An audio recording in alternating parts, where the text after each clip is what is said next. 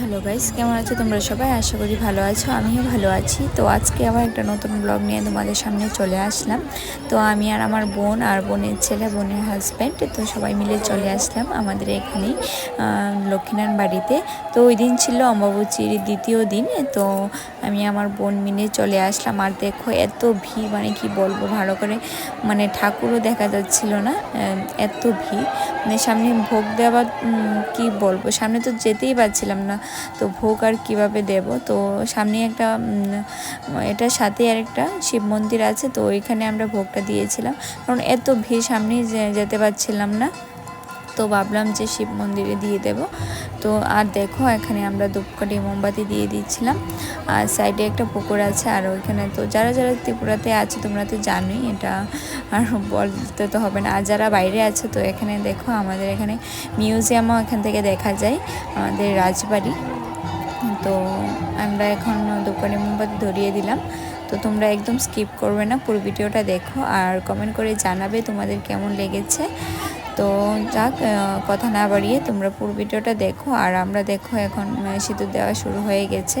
তো আর তো মানে সিঁদুর দিয়ে আমরা সবাই একদম লাল হয়েছিল। তো তোমরা অবশ্যই কমেন্ট করে জানাবে তোমাদের কেমন লেগেছে। আর তোমরা কে কে অম্বুবাচী পালন করে থাকো এটাও কমেন্ট করে জানাবে। আমরা তো অম্বুবাচী দিনগুলি আমার তো খুব ভালো কাটে, তোমাদের কেমন কাটে অবশ্যই কমেন্ট করে জানাবে।